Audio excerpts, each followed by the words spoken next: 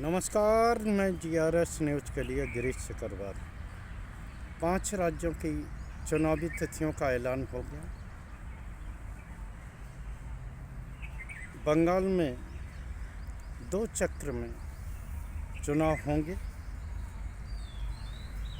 23 अप्रैल और 29 अप्रैल, जबकि अन्य 4 राज्यों में एक ही चक्र में चुनाव निपटा लिए जाएंगे और सभी की मतगणना एक साथ 4 मई को होगी। यानी कि 4 मई को चुनावी परिणाम आ जाएंगे कि आखिर इन 5 राज्यों में वहाँ की जनता ने किसे अपना मत एवं समर्थन दिया। आखिर इतवार जो कोई छुट्टी का दिन होता है, इस दिन चुनाव आयोग ने आखिर क्यों चुनावी तिथियों का ऐलान किया, इस बारे में भी आपको जानकारी देने की कोशिश करेंगे। 5 राज्य असम, बंगाल, तमिलनाडु, केरल और पुडुचेरी, ये 5 राज्य हैं जिनमें कि अभी चुनाव होने हैं। जैसा कि मैंने आपको बताया, केरल, असम और पुडुचेरी में 9 अप्रैल को मतदान होगा, जबकि तमिलनाडु में 23 अप्रैल को मतदान होगा और पश्चिम बंगाल में 23 अप्रैल और 29 अप्रैल 2 चक्रों में मतदान किए जाए।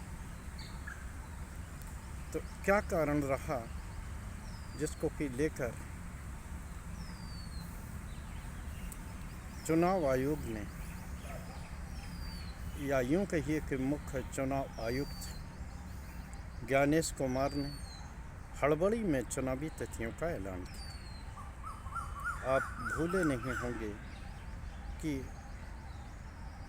ज्ञानेश कुमार के खिलाफ दोनों सदनों यानी कि राज्यसभा और लोकसभा के 193 सांसदों ने अविश्वास का प्रस्ताव दाखिल किया और आज सोमवार को जब सदन लगता तो निश्चित तौर पर ज्ञानेश कुमार के खिलाफ दोनों सदनों में हंगामा होने की पूरी संभावना थी। और इस संभावना की काट के लिए ही एक दिन पूर्व यानी कि छुट्टी के दिन ही चुनावी तिथियों का ऐलान कर दिया। आप सभी लोग जानते हैं किस प्रकार से पश्चिम बंगाल की सत्ता हथियाने के लिए किस प्रकार चुनाव आयोग से मिलकर केंद्र सरकार व्याकुल। 60 लाख मतदाताओं के नाम किस प्रकार से डिलीट किए गए और कल ज्ञानेश कुमार ने जानकारी दी, जिसमें से 10 लाख लोगों के नाम मतदाता सूची जोड़ने के लिए तय कर लिए गए। तो क्या 50 लाख लोग जो पश्चिम बंगाल के ही निवासी मतदान देने से वंचित रह जाएंगे? हालांकि अभी मतदाता सूची भी फाइनल नहीं हुई। अचानक इन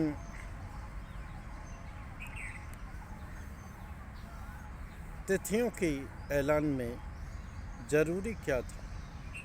इन तिथियों का ऐलान तो बहुत पहले कर दिया जाना चाहिए था, लेकिन जब तक काट पीट न हो जाए, चुनाव आयोग के जरिए खेला न हो जाए, तब तक संभवतः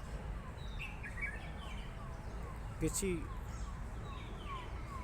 भी राज्य में और प्रधानमंत्री इन राज्यों में विभिन्न योजनाओं का लोकार्पण और शिलान्यास न कर लें, घोषणाएं न कर लें, तब तक चुनाव आयोग इस बात का इंतज़ार करता है।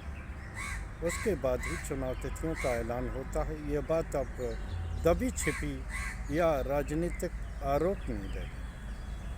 पश्चिम बंगाल में मतदान की तिथियों के पहले ही ममता बनर्जी ने मुअज्जिम और पुरोहित के लिए उनके मासिक मानदेय में वृद्धि की। निश्चित तौर पर इस तरह के कदम को मैं अच्छा नहीं मानता, लेकिन जब खुद ही देश के प्रधानमंत्री या एनडीए के सहयोगी दल ही बीच चुनाव या चलते चुनाव में चुनावी आचार संहिता का उल्लंघन करते हुए इस तरह के कदम उठाएं, आम जनता के खातों में पैसे भेजें, तो आखिर अन्य दलों से क्या उम्मीद की जा सकती है। मैं यहाँ आपको बिहार चुनाव का जिक्र कर रहा हूँ, जिसमें कि प्रथम चक्र और प्रथम चक्र के बाद भी महिलाओं के खाते में 10-10 हज़ार रुपये भेजे गए। निश्चित तौर पर आप ये तय मान लीजिए कि इस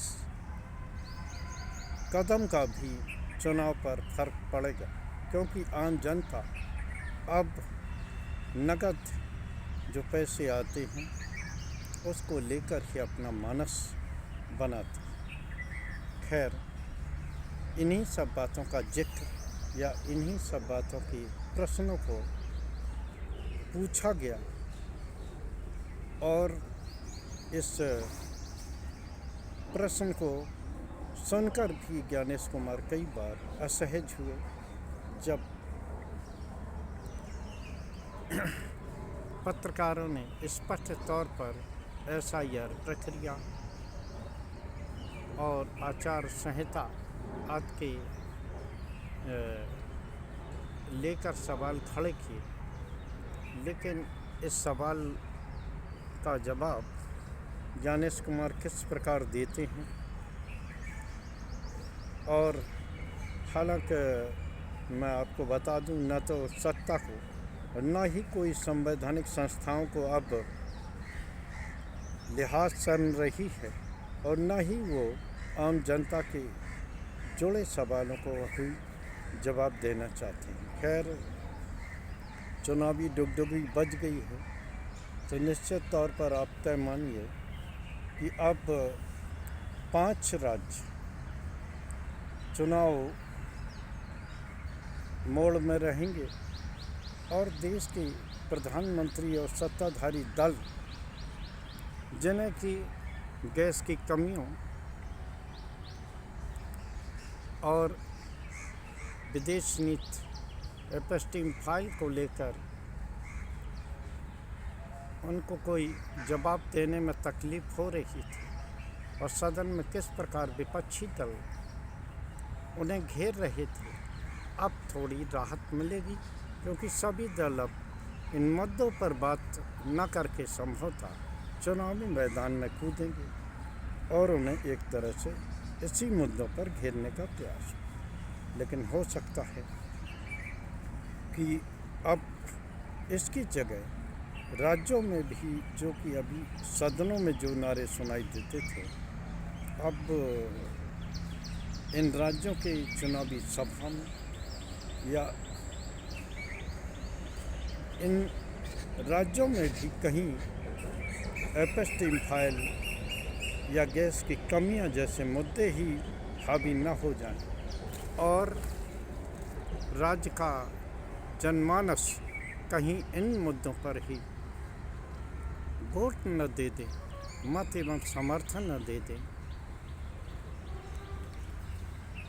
देखना ये है कि इन 5 राज्यों की जनता आखिर किसके हक में अपना फैसला सुनाती है। आज के ब्लॉग में बस इतना ही। जय हिंद, जय भारत। कल फिर किसी नए मुद्दे पर आपके साथ जुड़ने की कोशिश करूँगा। जय हिंद।